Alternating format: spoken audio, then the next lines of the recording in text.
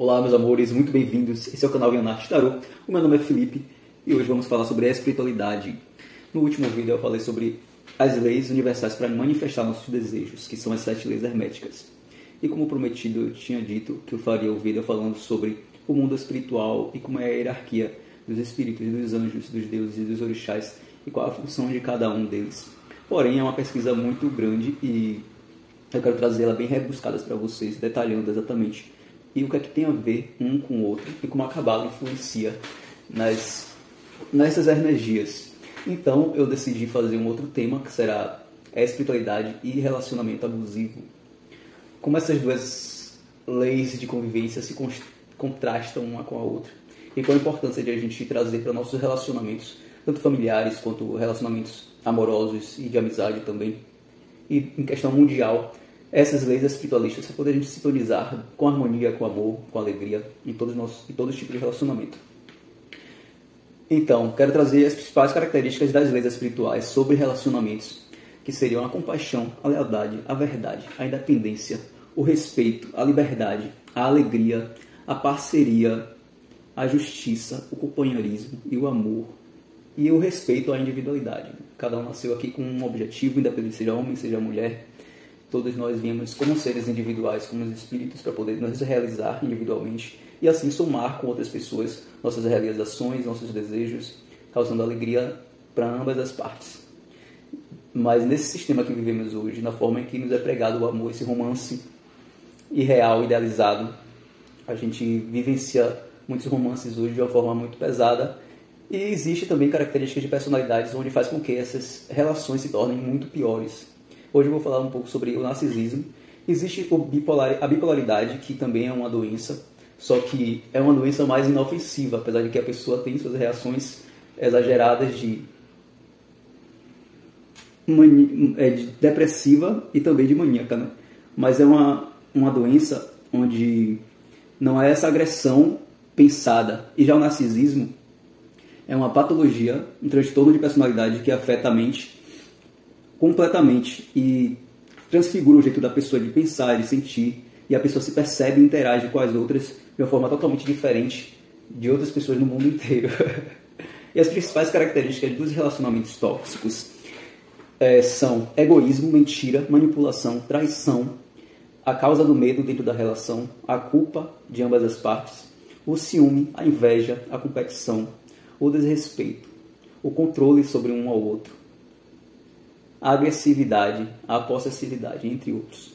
Antes de começar a falar sobre o narcisismo e como eles se comportam dentro do relacionamento, eu quero dizer que muitas pessoas carregam dentro das relações, dentro dos seus comportamentos, algumas características narcisistas por conta que a gente vive em uma sociedade patriarcada, onde homens ou energias mais mentais, né, que não são muito emotivas, utilizam dessas características para dominar a relação. Isso não quer dizer que sejam narcisistas. Mas dentro do contexto aqui que a gente vai conversar, quero trazer essa personalidade narcisista para a gente se alertar e ver o quanto esse tipo de personalidade nos faz evoluir nosso processo de evolução e nos tirar do nosso caminho, de nossa elevação, e para a gente saber como se proteger e como sair de uma situação de ataque narcisismo. Então, como eu estava falando, esse tipo de personalidade narcisista tem as características como ego inflado de suas capacidades de inteligência. Ele usa de sua inteligência para manipular as pessoas, sempre com busca da necessidade de atenção, de admiração constante, sempre acompanhado com relacionamentos conturbados e por falta de empatia. Eles não têm empatia com o sentimento do outro, traz consigo um egoísmo muito grande e precisam sempre ser validados pelas outras pessoas, principalmente dentro dos relacionamentos mais íntimos. Como é que se desenvolve o narcisismo? Tem 3 possibilidades. A do transtorno genético, que se traz de antepassados, e a desvalidação da sua identidade pelos pais, pode ser pelo pai ou pela mãe. Geralmente é pela mãe, depois eu vou falar sobre isso. E o excesso da validação, quando os pais exageram, né, na validação das qualidades da criança, exagerando suas potencialidades, que sejam até irreais do que proporcional é à criança. Sobre essa questão do transtorno genético, pode-se dizer também dentro da espiritualidade que é algo espiritual. onde se traz já desde antepassados e continua se reverberando em outras gerações. Por isso, se diz muito que o narcisismo não tem cura, mas no meu ponto de vista tem cura sim. E tem todo um passo a passo para que isso aconteça. Mas isso não significa que as pessoas que estão em relacionamentos abusivos com narcisistas precisam se manter dentro do relacionamento abusivo para poder tentar curar as pessoas. Porque nossa responsabilidade é com o nosso bem-estar, com nós mesmos, causando bem a outra pessoa. Se a pessoa nos ataca o tempo todo, então não tem por que nos mantermos dentro de um relacionamento abusivo. Então, dentro dessas qualidades, dessas características do narcisista, a maioria deles consegue, durante muito tempo, manipular tanto a pessoa com quem convive, quanto as pessoas ao redor, porque eles são sedutores extremamente auspiciosos no meio social. Eles sempre tentam manter uma aparência de boa pessoa, justamente por causa da validação, da necessidade de validação das outras pessoas. Eles se escondem muito nas religiões, se escondem muito na desvalidação das outras pessoas para poder o ego dele aumentar e ele não ser atacado por outras pessoas, já que outras pessoas estão sempre erradas. E após a conquista da confiança das vítimas, né, por seu jeito sedutor, aí sim, seja ela numa amizade, seja ela num relacionamento, o comportamento muda depois que ela conquista a confiança. Sempre para obter vantagens, ou financeiras, ou da imagem egóica, né, de um status ou algo assim. E quando a vítima percebe as características reais dessa pessoa, o quanto ela é egoísta, começa a partir daí a manipulação, da desvalorização do seu par. Isso vai envolver muitas outras pessoas, porque ele precisa da validação de outras pessoas, então ele vai se envolver em triângulos, não só triângulos amorosos, mas também triângulos de ele falar do seu par para outras pessoas, para se confirmar que aquela outra pessoa com que ele está lidando não tem esse valor. Ou seja, ele vai falar mal dessa pessoa para outras, fazendo com que essa pessoa que ele se relaciona se sinta mal e se confirme que ela não está certa. Então sempre vai haver um ciclo social por detrás do relacionamento, seja ele com outros relacionamentos ou seja ele com amizades. A segunda é a desvalorização da imagem da pessoa, né? E a desvalorização do ser da pessoa, com que ele vai sempre exigir cada vez mais, sempre vai dizer que aquela pessoa não está sendo suficiente para ele devido a algumas questões dele que eles mesmos criaram. Então a pessoa vai se sentir sempre na necessidade de querer agradar e vai se dando cada vez mais e as exigências vão ficando cada vez maiores. Complicado, né? Daí surgem também as agressões verbais, que causam medos, ameaças, linguagem depreciativa, negam apoio emocional, físico ou financeiro, controlam através da manipulação, contato com amigos e familiares, no caso, essa de envolver outras pessoas, né, na relação para se confirmar essa desvalorização da outra pessoa. Tentam controlar o comportamento em críticas, a maneira que a pessoa se comporta, a maneira que a pessoa fala. Pressionam as pessoas a fazer coisas que elas não querem, que depois dessa desvalorização total da identidade da pessoa, elas começam a instigar a pessoa a fazer somente o que elas querem. Então, se torna um relacionamento realmente muito monopólico, né? Tudo é só para servir a ele mesmo. Além das agressões físicas que pode acontecer.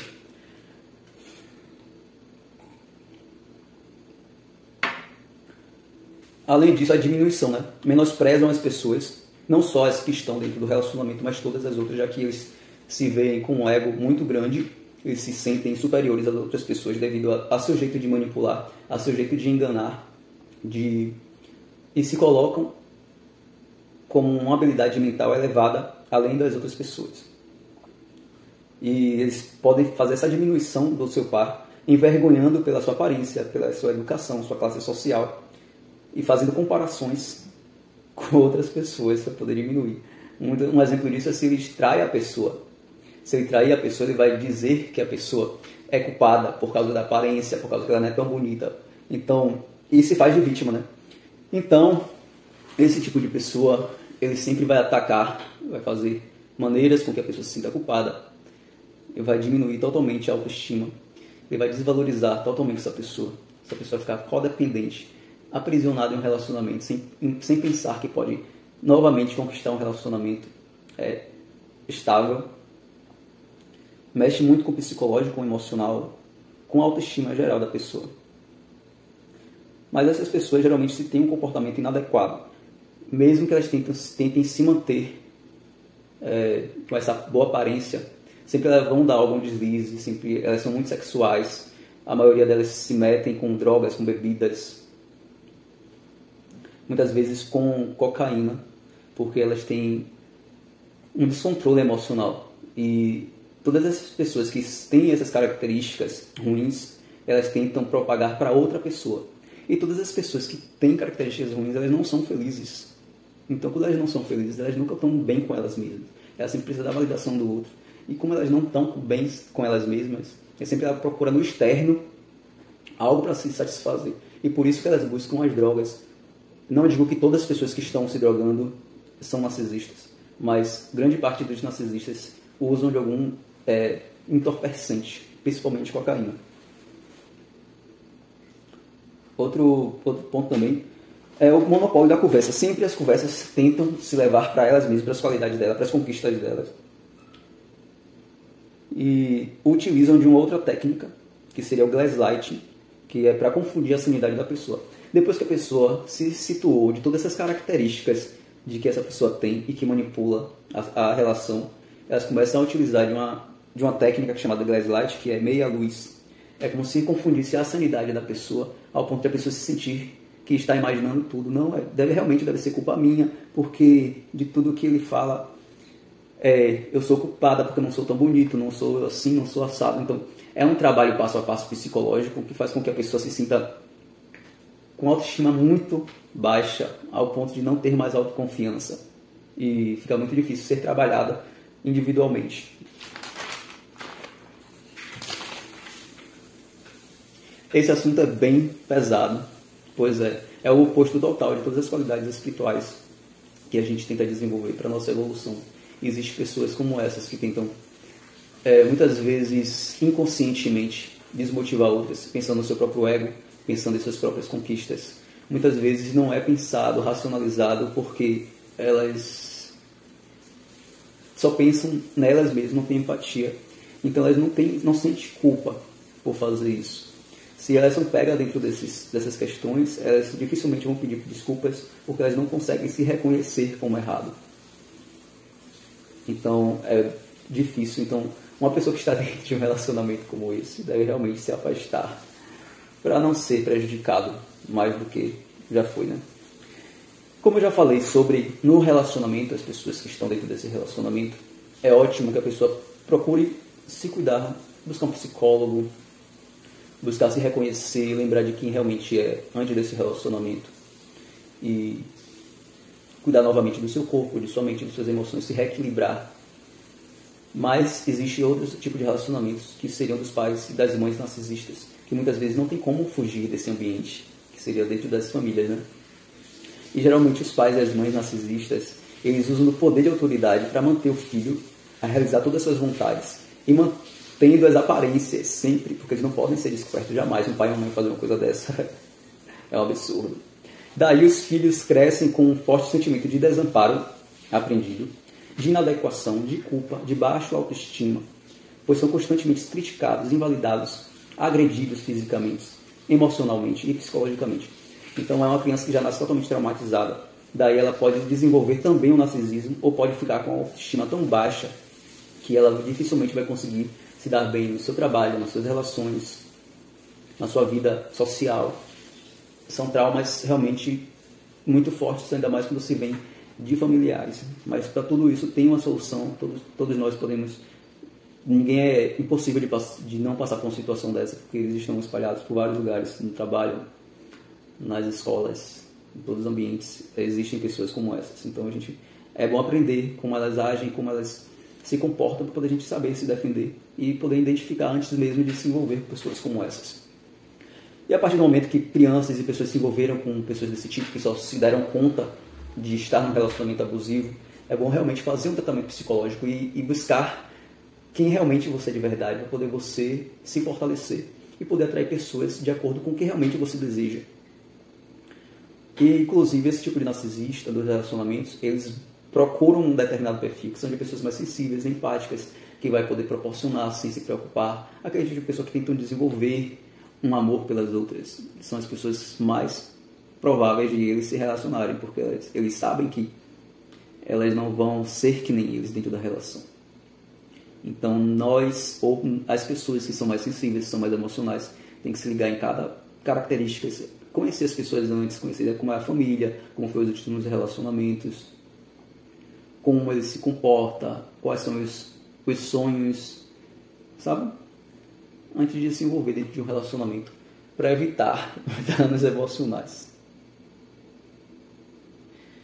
Isso eu falei dessa energia dentro dos relacionamentos amorosos, de amizade, familiares, mas essa energia do narcisismo, ela existe mundialmente. E como ela se manifesta no mundo? Essa energia de comportamento de egoísmo se reflete na destruição do planeta, né? As pessoas estão nessa gana de buscar ter cada vez mais. E acaba destruindo o planeta, desequilibrando a natureza, matando animais, matando plantas, florestas, causando a destruição, poluição do planeta, empobrecendo outras pessoas, porque para poder se conquistar às vezes, ser rico, há uma competição, e dentro do narcisismo pouco importa a outra pessoa. Ele vai acabar entrando numa competição, numa guerra, onde pode destruir outras pessoas em todos os sentidos. Além disso, existe a guerra entre os poderes políticos também hoje em dia, que eles, independente de quem esteja do outro lado, não existe mais respeito, né, entre as pessoas, bem difícil. E as próprias guerras mesmo entre as nações. O desrespeito à invalidação do outro em um ambiente com ambição insaciável, que seria essa guerra mesmo entre os próprios grupos, que o país hoje no Brasil foi dividido em vários grupos, como indígenas, como negros, como mulheres, como LGBTQIA+, entre outros grupos, que eu não estou lembrando agora, mas se fortaleceu cada vez grupos diferentes, e faz com que haja uma rivalidade contra os maiores líderes, né, que tentam diminuir esses grupos. E todos nós poderíamos nos unir em prol de uma só coisa, combatendo esse egoísmo, esse narcisismo mundial. Não é algo utópico, já que a população é muito maior do que os grandes líderes. Então poderíamos nos ajudar, nos fortalecer em prol de um planeta mais equilibrado, com a natureza mais produtiva, de uma forma de produção mais sustentável, com relações mais estáveis, mais prazerosas, mais harmoniosas, mais equilibradas, com mais amor, né, incondicional. E de tudo que eu tenho falado aqui nesse vídeo, se vocês observarem os outros vídeos que eu produzi, convido a vocês a assistirem, falando sobre o amor incondicional, falando sobre relacionamentos, como a gente tem um bom relacionamento, em questão do sexo também, acho muito importante, questão de a gente saber se divertir. E quero dizer que essas leis espirituais não são nada chatas. A gente pensa que as leis espirituais são como das religiões, que vai nos aprisionar, que vai nos limitar, que vai querer dizer quem a gente deve ser. E na verdade não é isso. A espiritualidade veio para nos equilibrar, nos trazer uma evolução, não só espiritual, mas física, emocional, mental, com abundância financeira também, porque a partir do momento que a gente está equilibrado, produzindo algo realmente bom, a abundância financeira também é uma consequência. A saúde física, a saúde emocional. Então, só há coisas boas quando se tem uma espiritualidade forte. Porque a partir do momento em que você não está ligado à espiritualidade, a Deus, em você ser grato, abrir os olhos, você fazer uma boa oração, se conectar, você só vai viver para a área prática da vida, em comer, dormir, trabalhar, passear, viver nesse plano aqui. Por isso que muitas pessoas se sentem vazias, mesmo sendo muitas pessoas riquíssimas, entram em depressão, porque elas não têm uma conexão espiritual. Porque senão a gente só viveria como animais. Os animais comem, bebem, dormem, brincam. E nós, seres humanos, somos seres mentais e espirituais. E nós viemos com propósitos muito mais elevados do que só caminhar aqui nessa terra. E é por isso que eu convido a vocês a buscarem a espiritualidade. Não sou nenhum mestre espírita, não sou nenhum guru, mas assim como vocês, busco a espiritualidade para melhorar cada vez mais minha vida, para me sintonizar. E é isso, meus amores. Antes de qualquer coisa, quero convidar vocês a curtir o vídeo, a seguir também, a deixar seus comentários sobre o assunto e sobre o que vocês acham desse assunto também. Se vocês já passaram por alguma relação como essa, como vocês superaram, qual é a sua experiência sobre isso. E se vocês quiserem deixar algum tema que vocês queiram discutir ao falar sobre, pode deixar também. O canal aqui é totalmente democrático e gosto muito de interagir com vocês. E é por isso que eu estou aqui, né? Para interagir com vocês mesmo. Vou fazer a leitura da carta do tarô. Como sempre, eu vou deixar a mensagem vir, não vou perguntar nada. Sendo que aqui são arquétipos do inconsciente coletivo e por isso eu sempre trago mensagens espirituais direto do plano espiritual. Tudo que eu falei aqui foi estudos que eu tenho feito e sobre experiências próprias dentro de amizades, de família e de relacionamentos com quem já superei. E agora eu vou falar sobre essa diretamente com a espiritualidade. A força. Vamos lá, meus amores.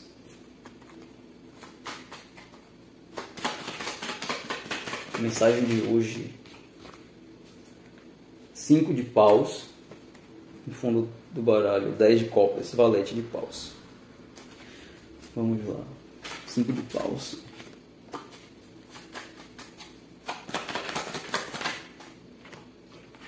Rei de espadas. Mais um. 8 de espadas. Rei de copas. Justamente, meus queridos, 5 de paus fala sobre competição, disputas. Rei de espadas é um líder ou um arquétipo de um homem totalmente mentalista, racionalista. E 8 de espadas, uma pessoa aprisionada em suas mentes, no seu subconsciente. Aqui se fala muito sobre esse perfil narcisista, né? Onde ele sempre está em busca de disputas pelo seu ego. Em todos os ambientes que essa criatura vai, sempre está acontecendo algo ruim em suas relações, porque não tem empatia, porque ele não trabalha nas emoções, ele trabalha somente no mental, no seu raciocínio lógico, totalmente desregulado, sempre buscando vencer, estar sempre à frente das outras pessoas, independente do resultado e do sentimento das outras pessoas. Já que ele não tem empatia, as emoções dele são bem frias, ele não valoriza as emoções. E sempre mantém pessoas nesse estado aqui, aprisionada mentalmente, sofrendo, não consegue enxergar a realidade. Ela está amarrada. Mas sendo que essa carta também representa uma pessoa que está aprisionada mentalmente e ela pode tirar essas amarras e sair desse estado por livre e espontânea vontade. Vou trazer mais clarificações. Valete de copas, 10 de espadas. E a gente só pode sair dessa situação a partir do momento que a gente começa a ter alto amor, trabalhar nosso alto amor, nossa autoestima. 10 de espadas, 10 de paus e 7 de espada, 7 de paus também. Tá vendo? Sempre a espiritualidade nos acompanha, apesar de todo o peso que a gente carrega diante de relacionamentos como esse. E a partir do momento que a gente se valoriza, trabalha nossa autoestima, trabalhando nosso alto amor e defendendo nossas ideias, nos impondo diante de pessoas como essas, de relacionamentos como esse, nos distanciando também, porque relacionamentos como esse só nos desgastam, independente de quem seja, independente seja pai, seja mãe, seja irmão, seja primo, seja tia, tio, cada um, independente do parentesco, veio aqui com a missão, e nós não podemos permitir que uma outra pessoa faça a gente se sentir mal, não ser autêntico, não ser verdadeiro com nós mesmos, não vivenciar nossa vida com plenitude, com amor, com sabedoria.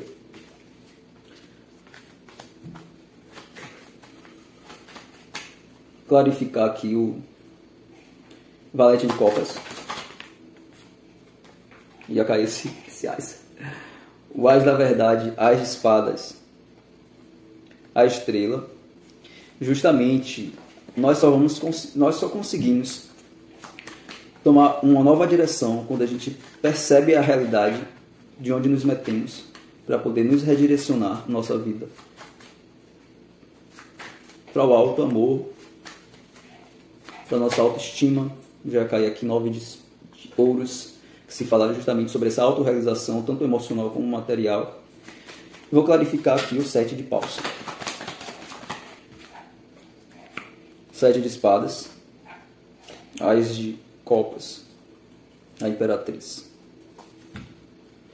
nos defendendo dessas traições, dessas mentiras, dessas enganações. Aqui é o 7 de espadas, se refere à sabotagem. Então a gente tendo a clareza de onde nos metemos, nós podemos, a partir daí, sair dessa zona, nos cuidando de fato. E sabendo que nem todas as relações são iguais. Que existem pessoas diferentes, que a gente pode se abrir novamente para o amor. Porque ainda assim existe muita gente maravilhosa que quer cuidar de nós, que quer também compartilhar uma vida abundante, próspera, reconhecendo o nosso valor.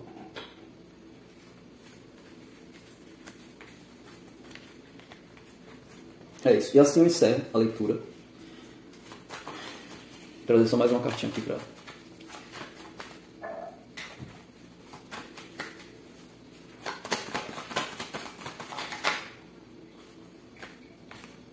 E o Papa caiu.